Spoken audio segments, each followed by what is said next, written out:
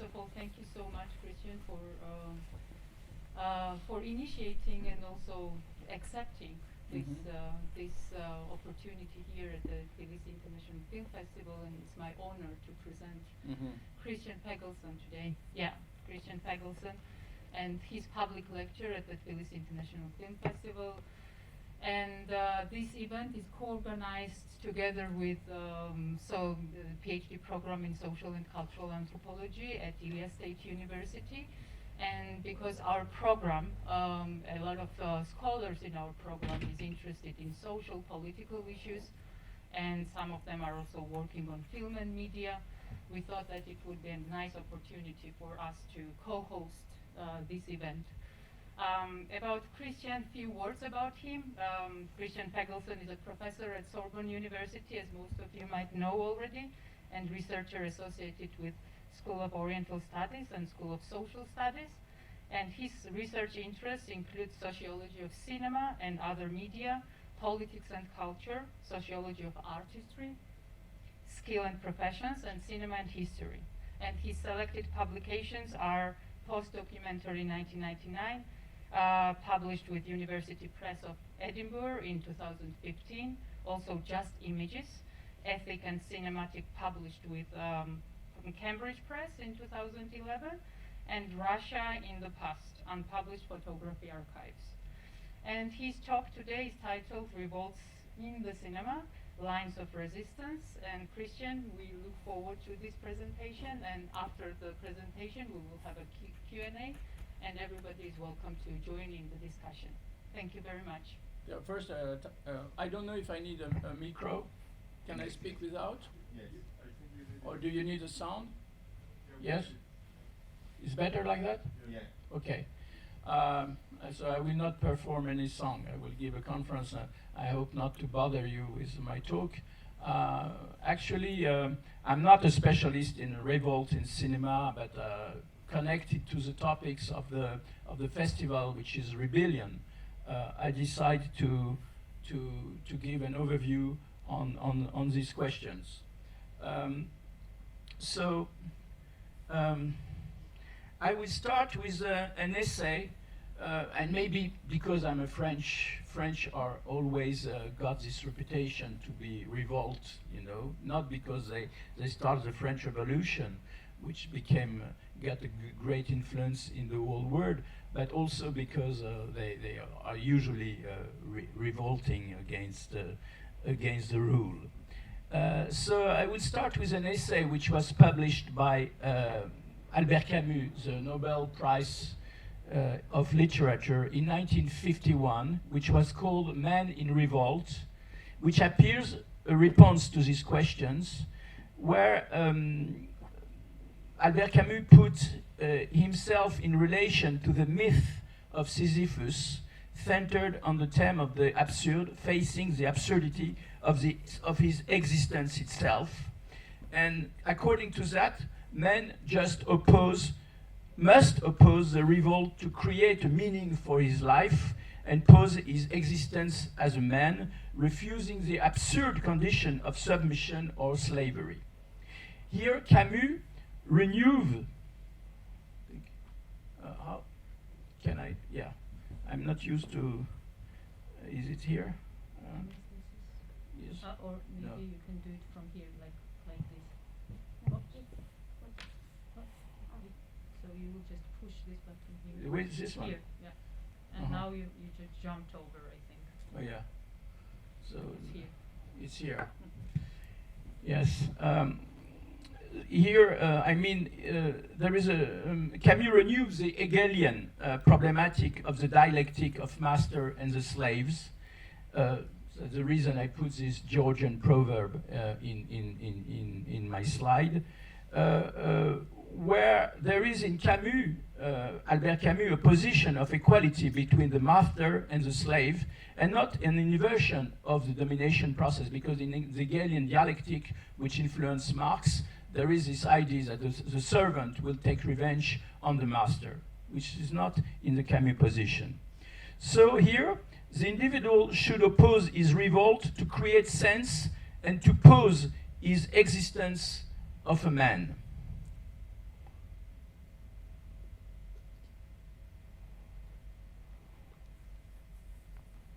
I'm not really good with that. Yeah. Ellen, maybe you can stay here. Maybe.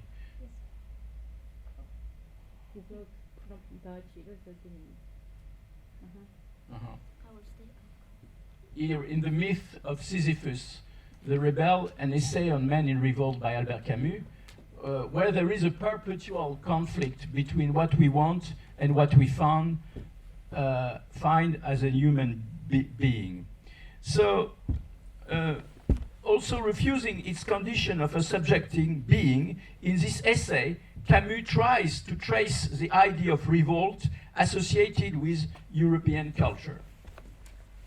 The revolt, the revolt doesn't have here a real political meaning, but it is rather a metaphysical revolt about your human existence, facing your condition when it is affected.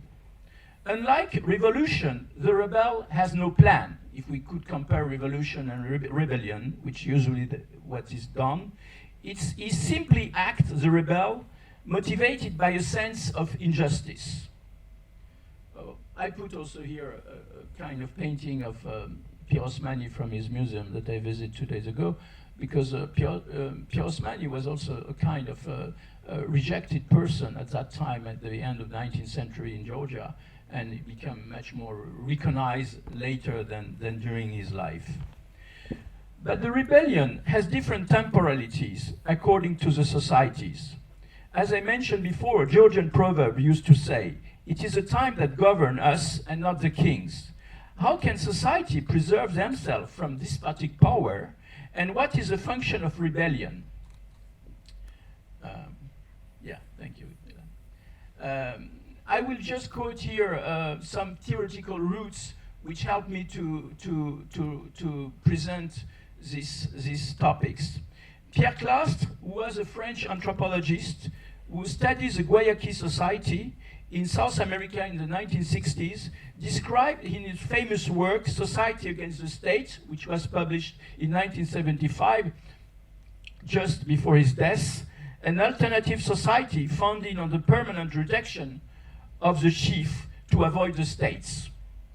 Following this thinking, the rebellion is in thus present. Claude Lefort, another French philosopher, I quoted his book here, shows also how in totalitarian system, on the contrary, the transparency between the state and the society leads to impossible form of rebellion. So Claude Lefort, for instance, in 1976, took the example of Solzhenitsyn as a dissent to describe this aspect. So except for this minority, the dissent.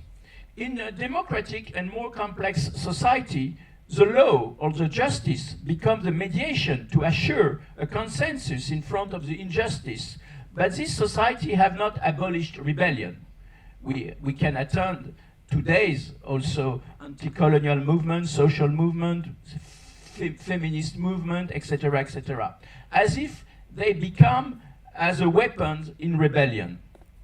But more or less, these questions were pointed by the French philosopher Michel Foucault, to whom power is innate to society as a macro power and circulates through different aspects. Should it be, by the way, an invisible power? So I raise now a more contemporary question, because I didn't come to this point, the interference between cinema and rebellion, which is my topic, so I will go to it. So, yes. Dystopia. Is there a new word after? It's dystopia should function a contrario to utopia. Yes. So is there an invisible or visible power? Here I took some pictures from different serial or even film movies, as from Fritz Lang or Tarkovsky's Stalker.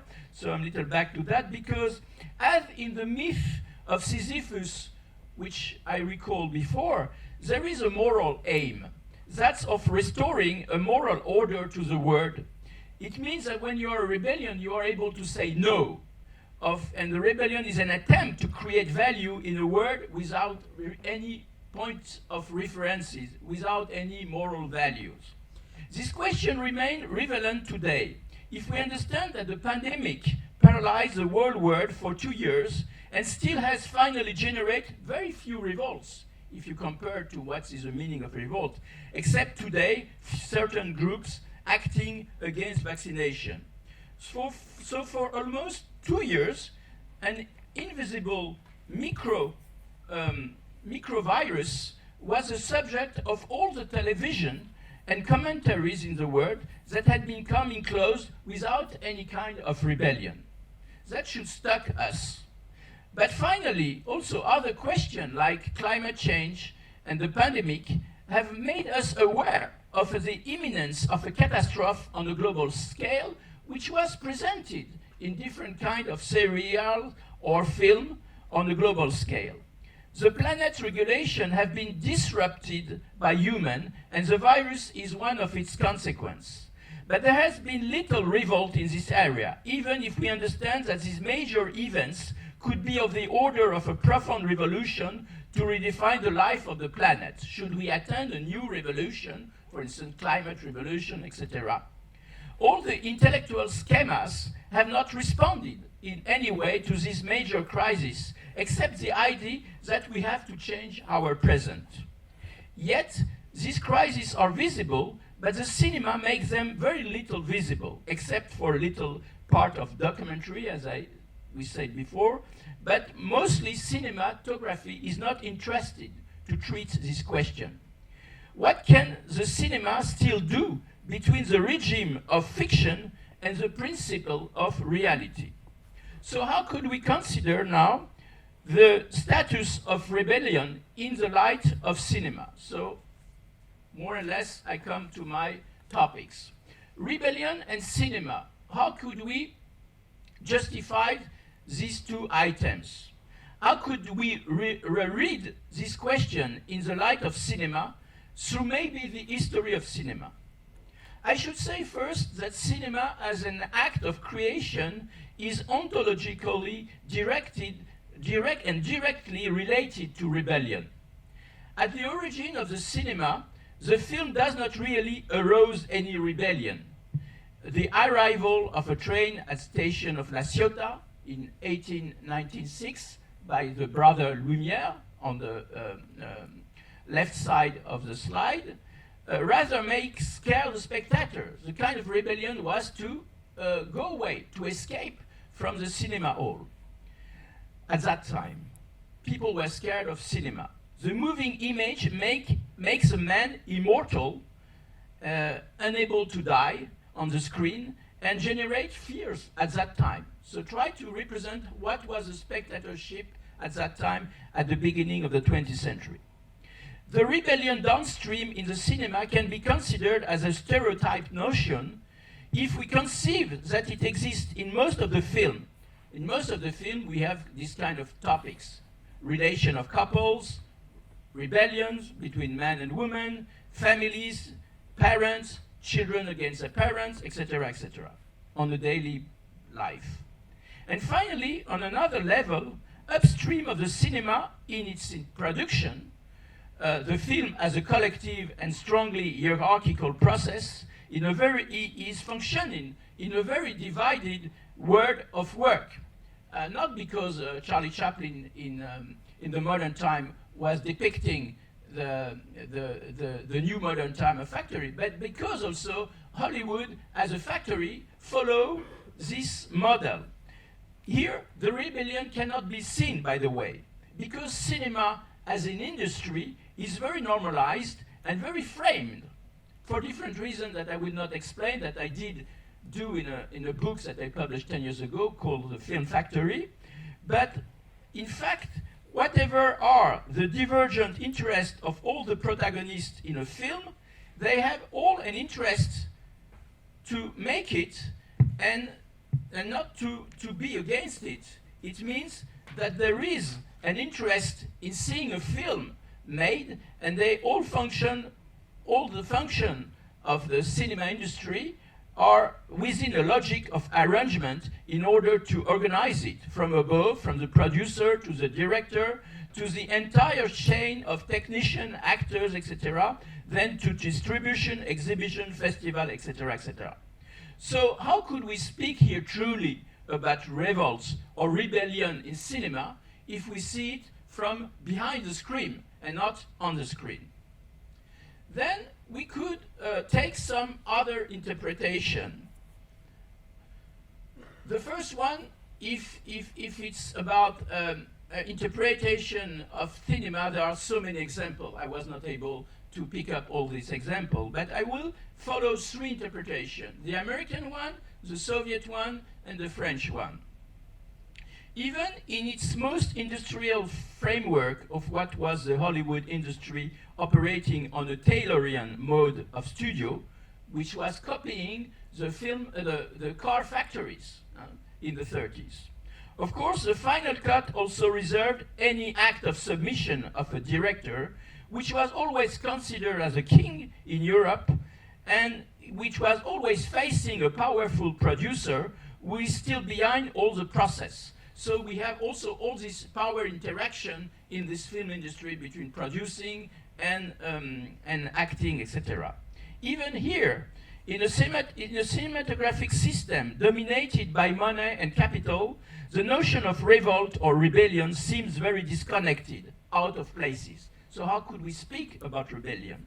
Although at its origin, the foundation of Hollywood on the West Coast, which was based mainly on an act of rebellion. It was an anti-WASP, anti-white Anglo-Saxon Protestant, but rebellion, by Jewish producer, a small group.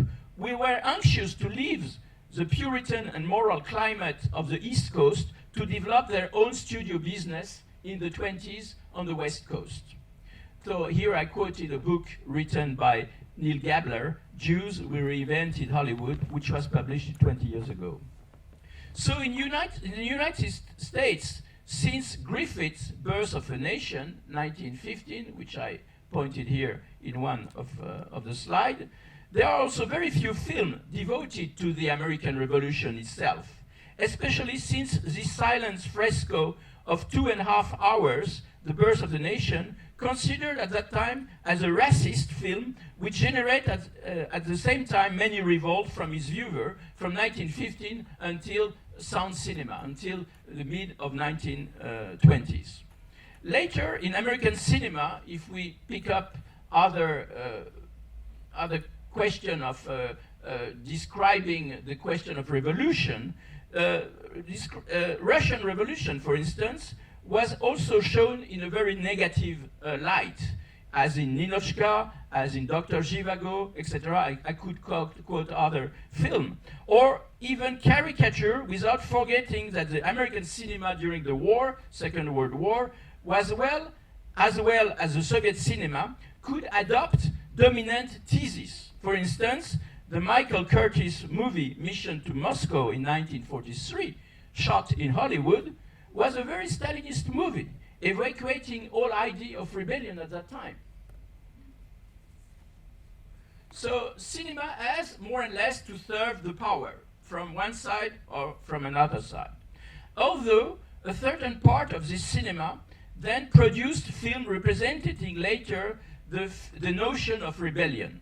But I have no time to develop this aspect. I would rather here speak about a post-Hollywood cinema on the East Coast, which was focused on a generation mainly of Italian generation of Italian-American immigrants like Scorsese, Coppola, or Cimino, who at that time, in the mid-70s, re-examined the values of America as a counterculture in the relationship to the Indian as a victim or to the Vietnam Wars, which was a defeat for US. So, of course, rebellion then occurred on the screen. Now, if I switch to Soviet interpretation, we also could have a whole seminar only dedicated to this topic, but I would say few things. I will give mainly few observations. If we take the Soviet point of view, the term of revolution doesn't correspond to the term of rebellion. It can be noticed that practically the Soviet cinema has made very few little films about the French Revolution, for instance, which was, by the way, a familiar topic for them and even an ideological reference for the Russian. For the Soviets, the French Revolution had finally ended badly with Napoleon invading them. So it might explain also an anti-French sentiment at that time. There will be more film on this subject to show the heroism of the Russian victories than the heroism of the French revolutionary in 1789. Only one film appeared very lately in the late 70s about the Pugachev revolts by Alexei Saltykov, which draws a parallel with the French Gracchus Babeuf. On the other hand, proceeding by analogy to avoid making a parallel between the terror of Robespierre and later the terror of Lenin, Soviet cinema produced very rare films about the Paris Commune and other ideological reference for Soviet ideology. We could quote one film very famous by Kozintsev and Troberg in 1929, which maybe was the only one, The New Babylon, about the French Commune. Much later, by the way, in the communist Poland, Andrzej Wajda directed Danton, about the French revolutionary and lawyer, in 1982, which was also, by the way, not a film really on the French Revolution, but it was displaced as a metaphorical way to denounce both Bolshevism and the new Jaruzelski regime, which established a military regime in Warsaw in 1981. In the same way, in Hungary, Miklos Jancsó tried to make some parallel in his film, in his movie, about history in Hungary. So on this question of rebellion, the cinema of the communist country proceed by metaphor or transposition as if it became an ultimately taboo question. I will come back later to Repentance because I wrote on this movie and it's familiar to you because it was produced here in Tbilisi. But moreover, despite the censorship in this country, what can also be the degree of autonomy of filmmaker to claim rebellion? The inventiveness of the Soviet avant-garde in the 1920s is an example maybe of this. Despite all the differences between Dziga Vertov and Eisenstein, who hate each other, they did not always have the idea of filming the main question, which was the Bolshevik Party as a driving force of history in 1920, 1925, and which became later a dogma for until 1991, but they would all submit to its directive when they wanted to make film. So a filmmaker is ready to kill the mother to make his own movie. For instance, Eisenstein in 1927 did October, which was in a way a film we criticized in this commemorative film made 10 years after the Soviet Revolution for having shown the spontaneity of the masses instead of the organizational power of the party. At that time, this film, when it came out, was very criticized by the official Soviet. We didn't see any visible traces of this idea that the party direct and rule the revolution. Instead, Eisenstein showed a kind of spontaneity of the Soviets, even if it was difficult to show on the screen an event which was very little shot. But all of them will more or less support the Stalinist regime that allowed them to make their film later on. If the Soviet cinema for a time will multiply film at that time to explain the cause of a rebellion that will have to be transformed into a revolution, like Chapayev in 1934 during the Stalinist time, it's the best example at the time of the socialist reality instituted as a dogma from the top to the bottom in the micro-family circle. The American or European cinema will rather show the drift of this revolution, but also illimited revolution. Now, I switched to what I could call French rebellion cinema. how could we analyze it? And also, by the way, it should have been a seminar for itself. I mean, I should take 2 hours just to speak about this topic. So I took this example because I think it gives another representation of rebellion from the French side. The functions are reversed on that level. And I noticed about Camus that the rebel does not question the established order, but point out its excess and injustice, as, for instance, Chaplin did in the first movie, The Immigrant, etc., on poverty. And a film of Chaplin, by the way, says much more about capitalism than a Soviet propaganda film on the same time, depicting rebellion.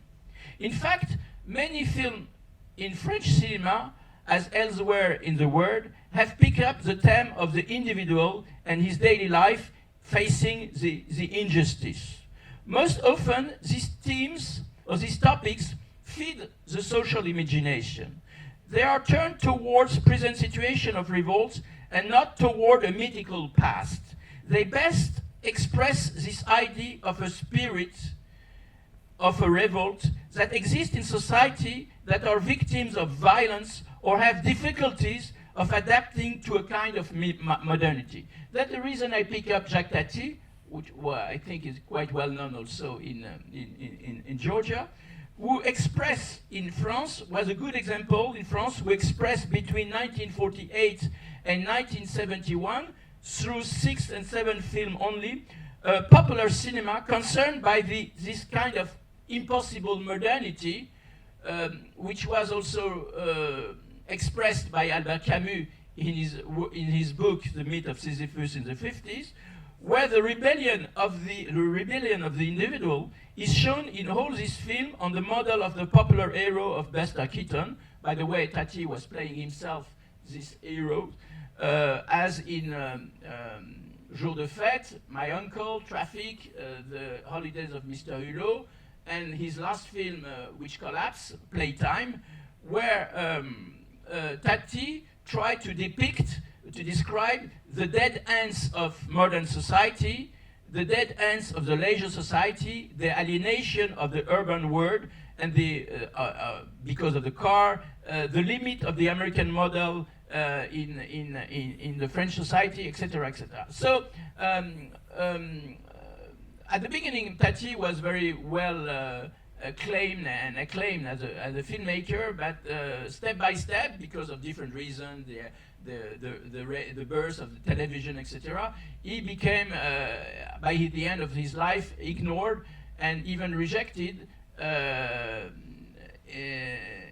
even less commented than the French New Wave, which was closer in the 70s to what we call a militant cinema that Dziga de Vertov inaugurated in the 1920s, and that simply wanted to defend the cause of a rebellion. If in Europe at that time, some will say this genre, like Yori Evans, Jean-Luc Godard, and Chris Marker, until the 80s, I would say, most of these films sometimes seems very didactic and didn't find their public, as for instance Tati did, because Tati was working on a popular audience that they didn't do this French so-called avant-garde. Moreover, even in French cinema depicting the idea of rebellion, there are, by the way, few films favorable to the French of Revolution. Very little films are also made on these topics. And maybe one, Jean Renoir, The Marseillaise, which was a film made in the mid-30s and was in favor of the communist movement, because before Renoir left France to United States is where he had another career. So I should say that very few French filmmakers took up the subject of the revolution, and even if they treat it more likely to criticize the excesses and cruelties of the Jacobins. Paradoxically, this French Revolution, erected as a myth mainly abroad, is condemned in cinema for its transgression of the basic constitutional principle, the right of man. On the contrary, most of the French films are based on historical reconstitution and show rather the splendor of the royal court, rehabilitating the king, by the way. France, which is a republic, by the way, has still a lot of characters which remain from the monarchy. You know, our president, they behave usually as a monarch, you know. So we should maybe follow the proverb, the Jordan proverbs that I put on the first slide. The cinema remain for the audience a dream factory, and the idea of revolt is not very dreamy, by the way. Cinema works on a melodramatic mode that cannot tolerate the idea of an ultimate catastrophe to stage the king or the Queen Marie Antoinette from the dark side. But neither the cinema is providing very little scenes of the misery of the peasants at that time, or trying to depict the revolt against the French king. Moreover, the individual seems rather powerless or without real autonomy in the face of the historical movement that are taking shape and will overwhelm them. In difference with Godard movies, the Chinese, which I got not a very big audience, by the way, which was a kind of myth about the Chinese Cultural Revolution in 1966, or some movie like the movie by Chris Marker about the May 68 and the revolts of the students in the whole world. So how could we call a cinema of rebellion? Is a cinema of rebellion a kind of counter-cinema? How could we justify it, maybe? Is a cinema rebellion a mainstream cinema? Is it another kind of cinema? As I tried to explain briefly before, the Russian and Georgian cinema of the USSR and the post-Soviet period is full of this theme of daily heroes who cannot find their way, even in the film that we attended during the whole week of the Georgian selection. In the past, a rebel later could become a dissident, isolated individual who challenged an entire Soviet system, but it's not cinema anymore. Tengiz Abuladze, I remind, said to me in 1991 when I came to Tbilisi, and by the way, it was in the mid of a kind of civil war that you had with Gamsa Kurdia, who was your president. So Abuladze told me about Gamsa Kurdia. They can also become tyranns, as I present in my film Repentance. It means that in this movie, the rebel refers to a schizophrenic position dividing public and private life. As totalitarianism has invaded the family sphere, there are no longer any political issue possible in a democratic mood. Digging up the father body is no longer, for instance, a sacrilege. At the same time, the king is dead and alive. But in a Freudian sense, according to Freud, the father as a figure of power became a disturbing strangeness, a figure of the double, preventing any possible rebellion. So the figures are duplicated, and this is also the power of cinema. It works here almost like a counter-fiction cinema at the time to show a kind of history or small stories in a documentary mood. There are all films that participate, many of films that participate in a social criticism.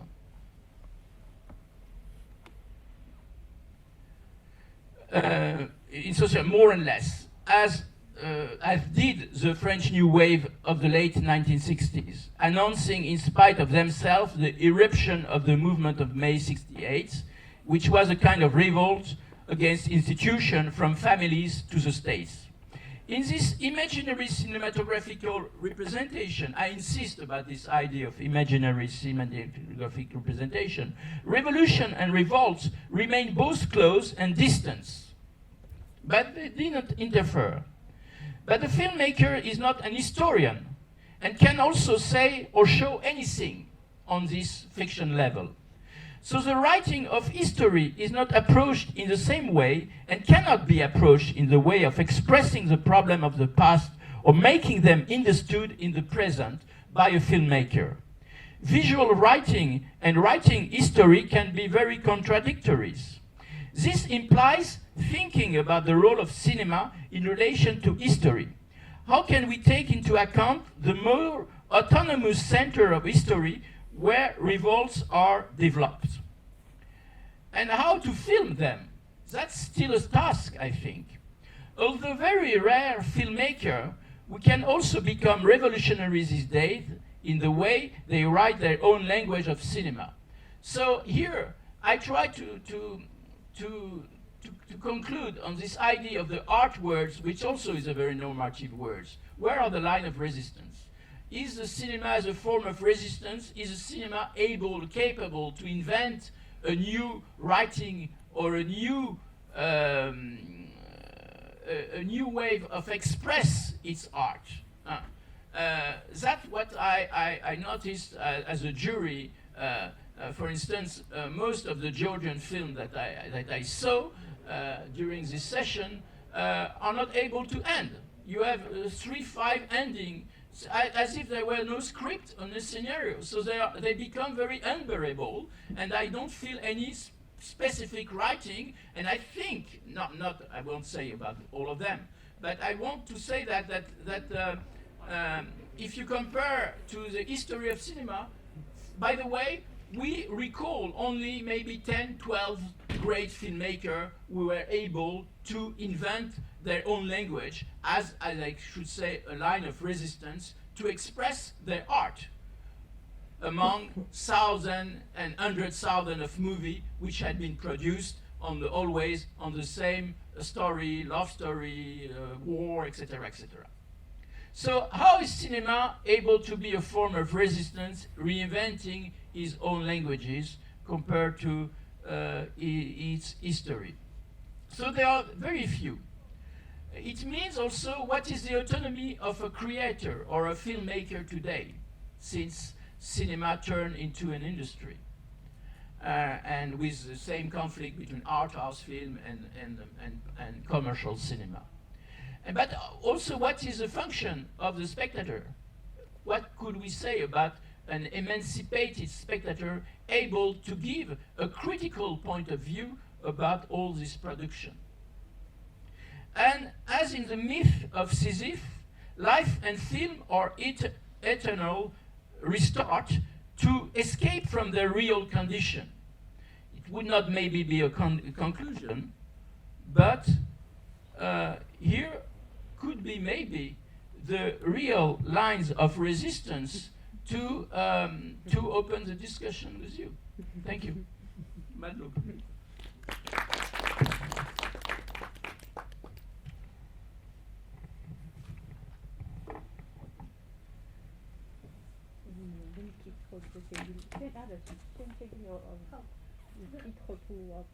If there isn't any questions you would like to ask?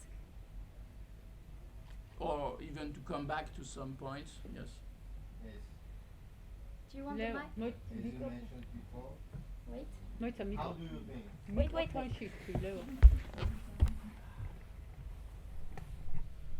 How do you think? What is the main problem of Georgian films, as you mentioned before?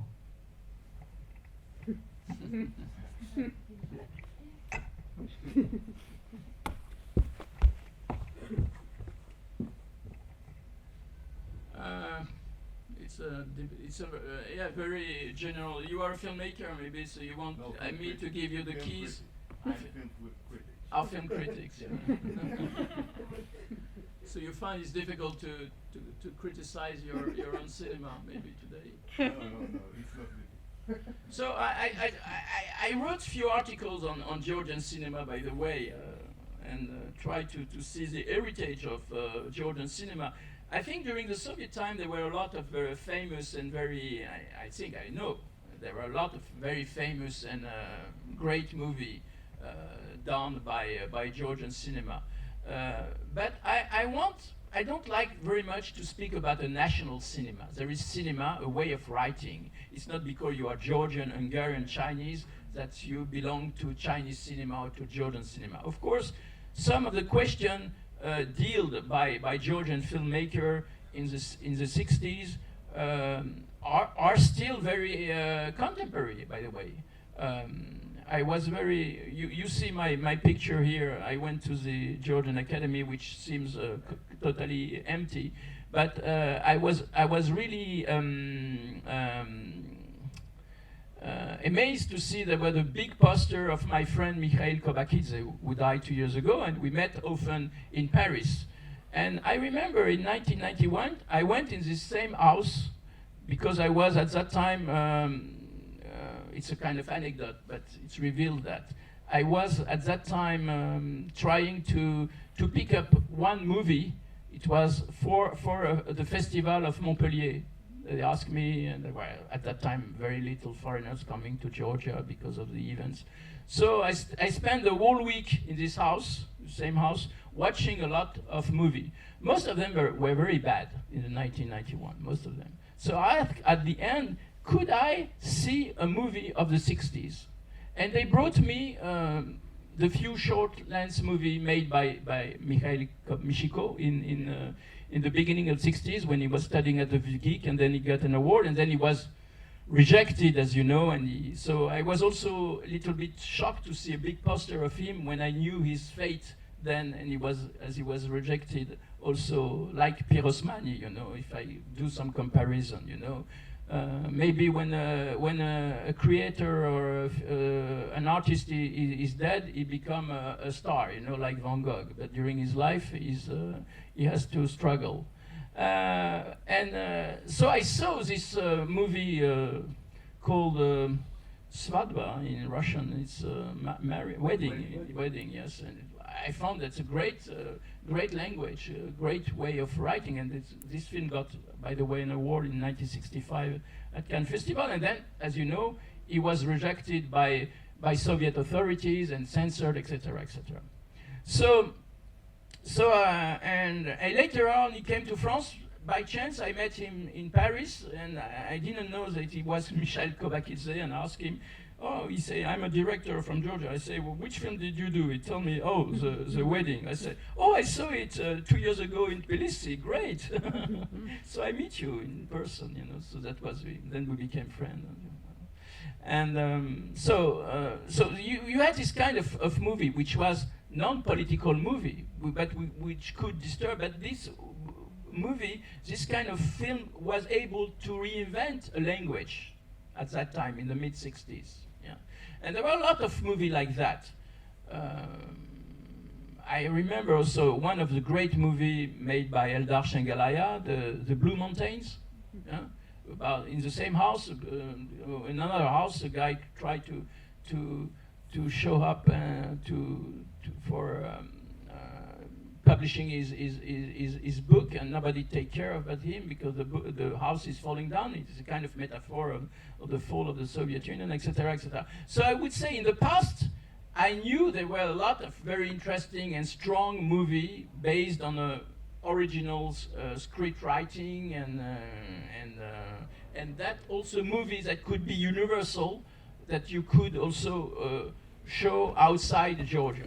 So if you ask me today, of course, I saw few Georgian movies, even in France or on some festival, or this week also, and maybe I didn't find the same strongness. I think a lot of movie, what I saw, has a lack of humor, because in the Soviet time, which was terrible, you had this kind of irony and humor and joy in Georgian cinema, which you don't find today. It's based on desesperance, on death. Also, a lot of films are connected to that.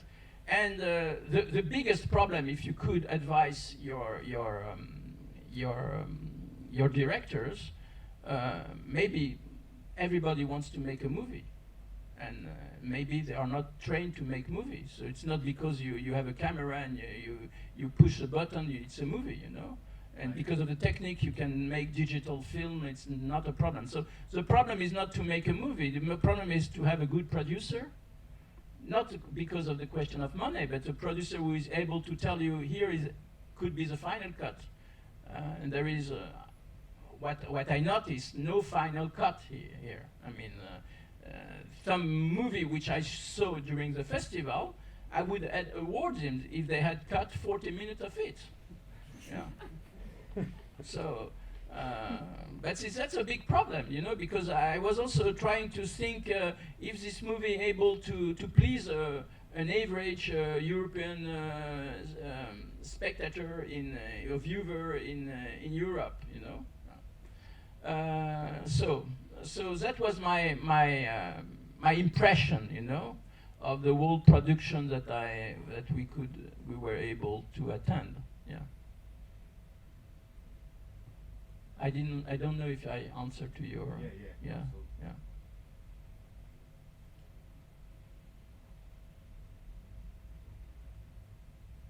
But your question is good because if I go back to French cinema, France is producing around 280, 260, 280 per year film fiction, feature film.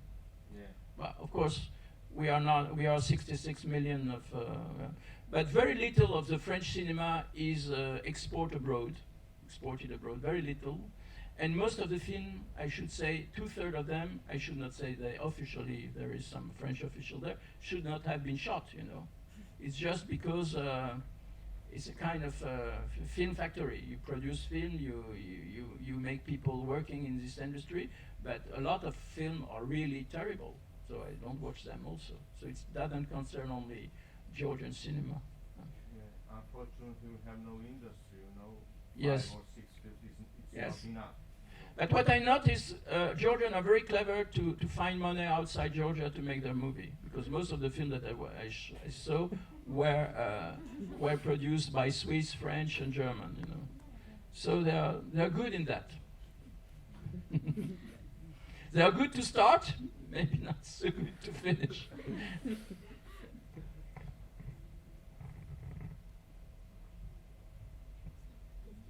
Do you have any other question about rebellion or? I will just ask for Yes. you here. I was wondering, your paper, it seemed to me that it's the main kind of argument is that cinema itself can serve as a kind of a form of revolt. But in most of the works that you showed from different cultures, like Soviet and French and American, they serve more as a representation of different kinds of maybe revolutions or revolts, rather than acting themselves, rather than cinema acting itself as a revolt, right? And I was wondering what could be the reason behind it, because could we conceptualize it as a form of, in art people, there is this kind of prevalent idea that calling a cinema a political tool is not a nice way of to kind of framing your work, right? It should be aesthetic. The cinema is only serves aesthetics rather than politics, right? And but aesthetic, as I try to explain, can also be a language of rebellion. That's what I wanted to. In a creative way. If I go back to some militant cinema of the French of the 60s, even Agnès Varda, maybe you saw a movie about the woman, which was a television movie, 15 minutes, very short, where women in 1974 are expressing their rebellion against their status in the French society. It's still really working. She's able to express this kind of emotion and expression of all these women that she gathered in one room. But concerning militant cinema, it's the old conception of Dziga Vertov at that time in the 20s was cinema can be a tool or a weapon. I don't think that it works very much, because the impact of propaganda movie is very low, and nobody goes and watch this kind of movie. What did the French, by the way? If I mentioned before Godard or Marker, who are very different in their way of making cinema, I know both of them from because I wrote about them. But Chris Marker and Godard, Chris Marker was trained as a writer, and he started cinema very lately when he was above 40s. And all his cinema is very connected to literature and to a written culture. So he has a huge background of references. Even when he shot Soviet, and when he made 4 films on Soviet Union and Russian culture, or when he made a film on Japan, he made also 4 or 5 films on Japan. It shows you with a huge cultural background, which today doesn't exist among filmmakers. Even Eric Romer, I didn't took any example of him. Eric Romer was a professor in literature until he was 40, and he was a writer.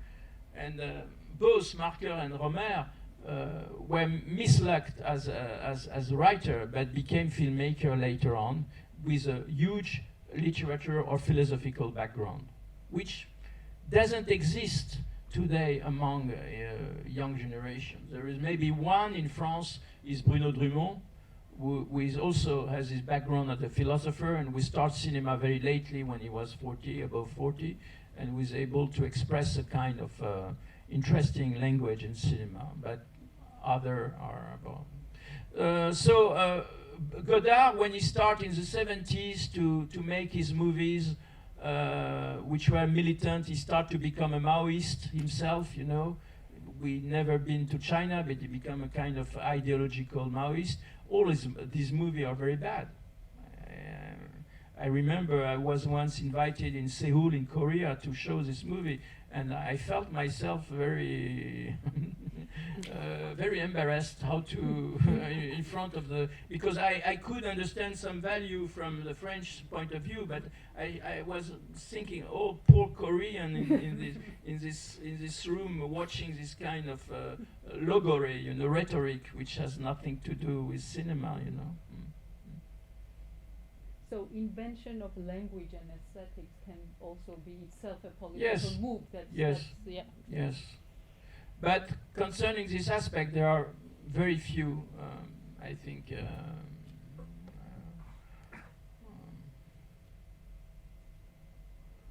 among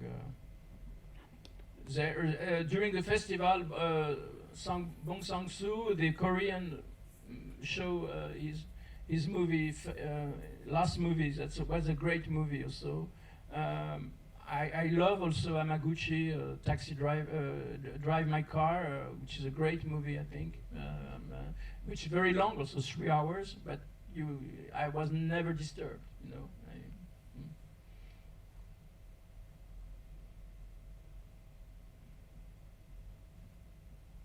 And then another question to you about the film critics. I really feel sorry that you have only 1 week of film cinema in Georgia, and it seems that nobody revolt. It's a time maybe to organize a rebellion in this hall, because then during 1 year, or it's not because of the pandemic, these films are disappearing. I heard that you are unable to watch really your Georgian cinema in a cinema hall where people will watch them. So you have a lot of films which are made only for festival today, and that you cannot watch on an average program. And that's really a pity, I think. And I've heard that one of your famous cinema has to be closed and will be transformed into a hotel on Rustavelli, you know. So it's also a good example of the status of Georgian cinema, who is taking care. So on one way, there are a lot of people making cinema, crew, people, very active and dynamic culture. On the other side, no way to see them except during 1 week in Tbilisi. That's very strange. Because we don't have municipal cinema. That's Yeah. the problem here. Mm. Most of the cinemas are commercial. Mm.